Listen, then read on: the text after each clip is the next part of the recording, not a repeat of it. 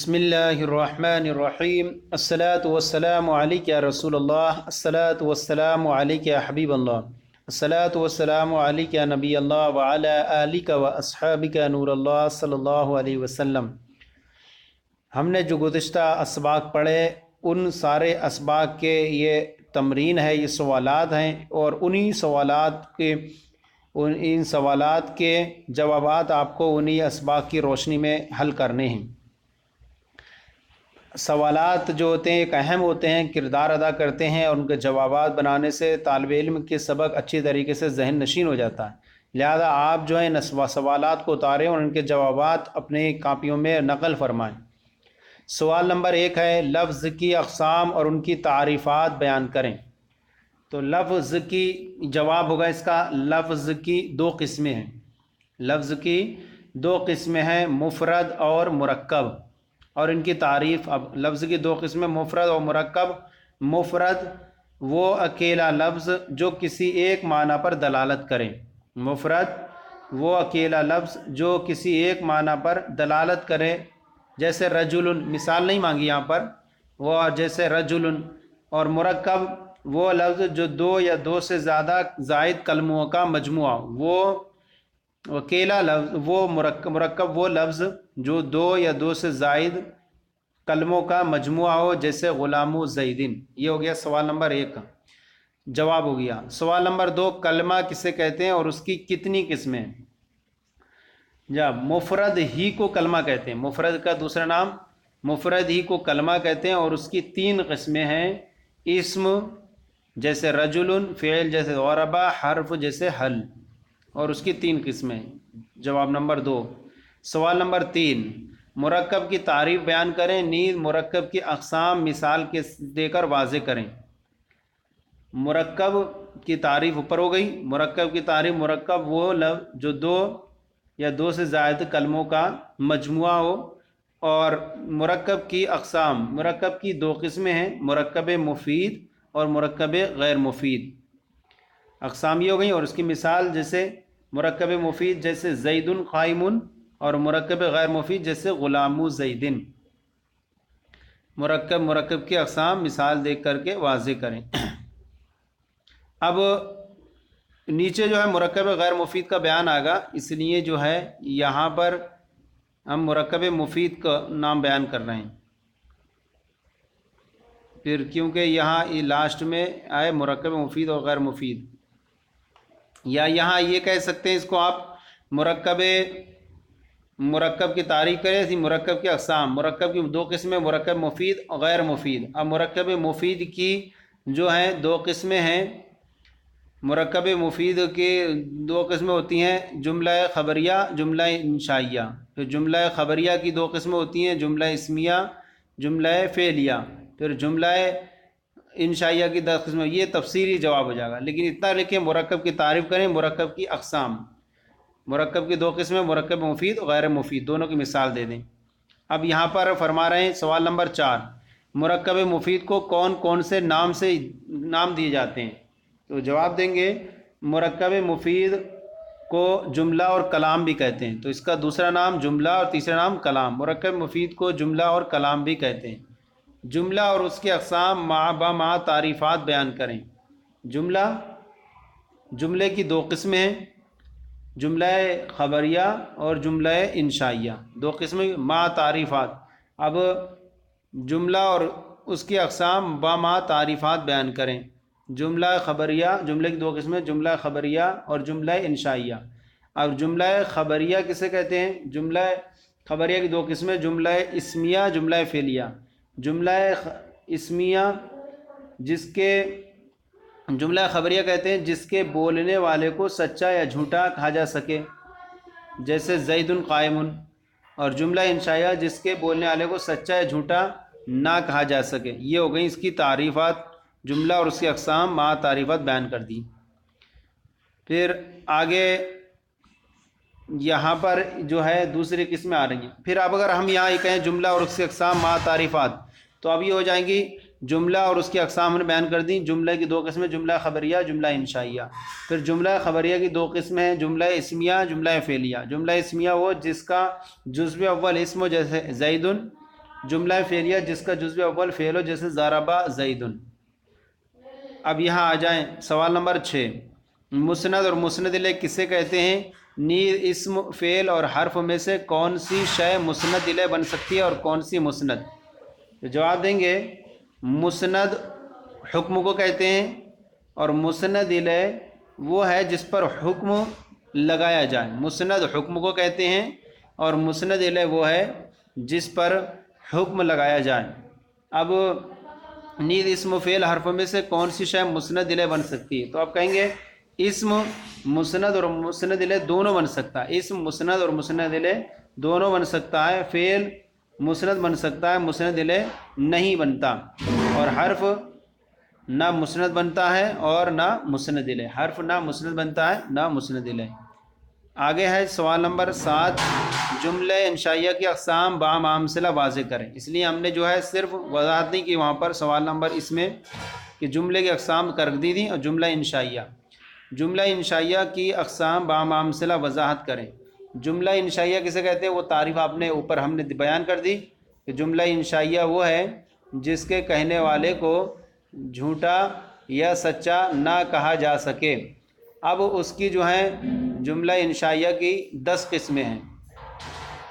جملہ انشائیہ کی 10 قسمیں ہیں۔ نمبر 1 امر جیسے اضرب، نمبر 2 امر نہیں جیسے لا تضرب، نمبر 3 استفہام جیسے حل ضرب زید، نمبر 4 تمنی جیسے لیتا زیدن حاضر، نمبر 5 ترجی جیسے لعل امرن غائب، نمبر 6 عقود جیسے بیتو اور اشتریتو، نمبر 7 ندا جیسے یا اللہ، نمبر 8 عرض جیسے الا تنزل بنا فتصیب خیرا، نمبر 9 قسم جیسے واللہ لأضربن زیدن، نمبر 10 تعجب جیسے ما احسنہ احسن بھی۔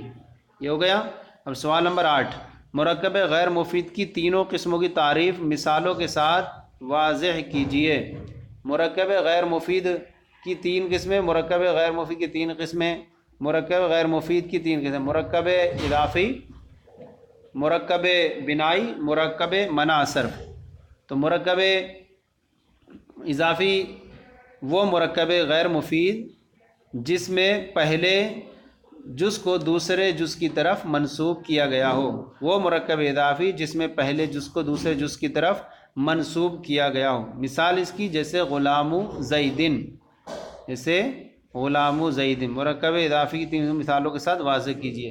اب یہاں واضح کر رہے ہیں، واضح کر دیں گے اس کو غلام زیدن، اس کے جزو اول کو مضاف اور جزو ثانی کو مضاف الیہ کہتے ہیں۔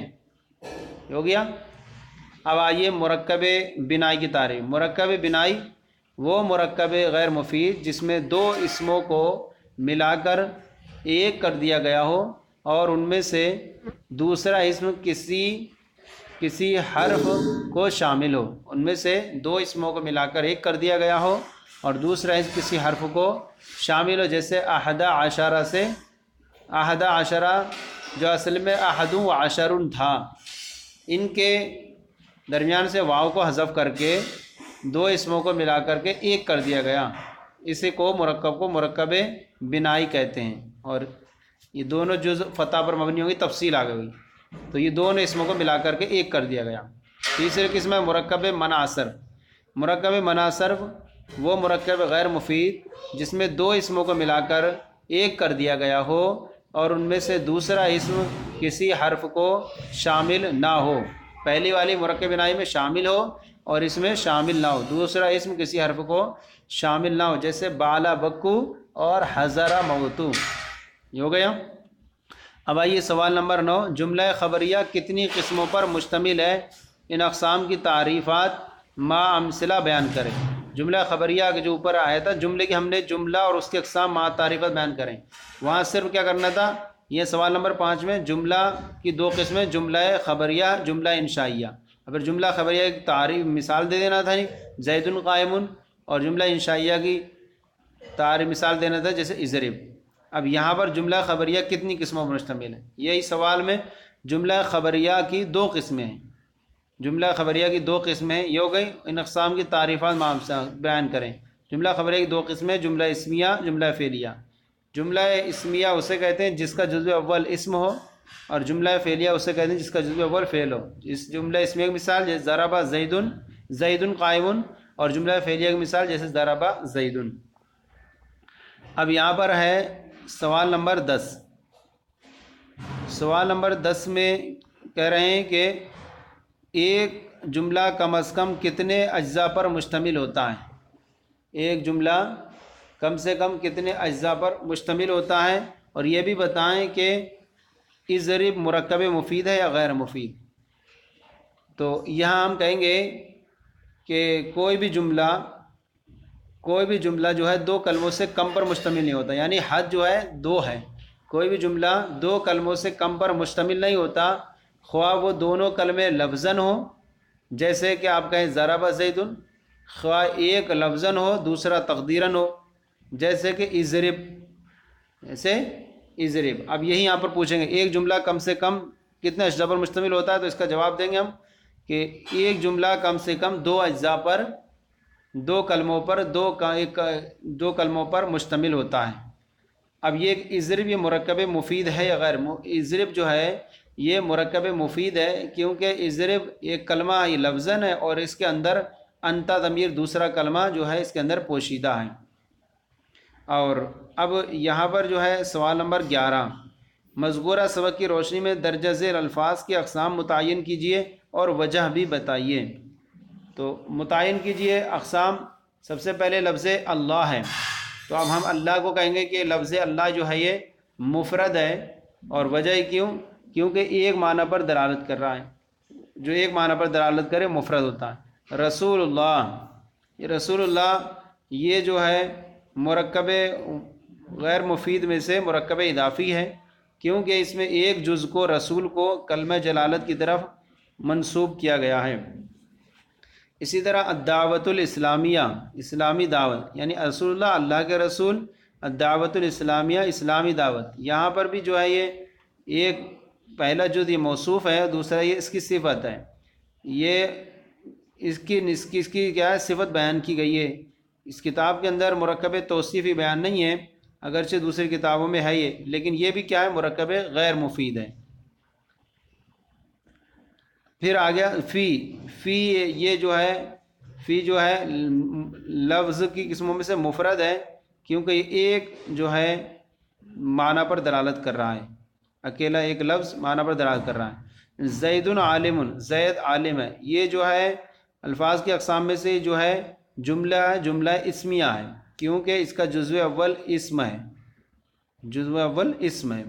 استاذنا، ہمارے استاد، یہ جو ہے مرکب غیر مفید کی اقسام میں سے مرکب اضافی ہے، کیونکہ یہاں پر پہلا جو استاد کی نسبت، استاد کی اضافت ایک دوسرے اسم کی طرف کی گئی ہے، نا ضمیر کی طرف، اور ضمیر بھی اسماء میں سے ضمیر کی طرف کی گئی ہے۔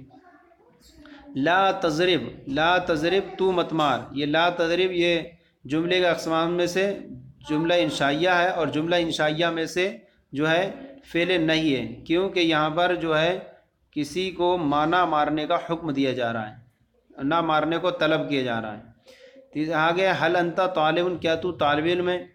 تو یہ جو ہے جملہ ہے، اور جملے کی اقسام میں سے جملہ انشائیہ، اور جملہ انشائیہ میں سے جو ہے یہ استفہام ہے، کیونکہ کس کے ذریعے سوال کیا جائے تو اسے استفہام کہتے ہیں۔ آگے ضربہ بکرن، بکر نے مارا، یہ جملہ ہے، اور جملہ کی 2 قسمیں، جملہ خبریہ، جملہ انشائیہ، اور جملہ خبریہ میں سے پھر جو ہے یہ جملہ فعلیہ ہے، کیونکہ یہاں جزو اول اس کا فعل ہے، اس لیے جملہ فعلیہ ہے۔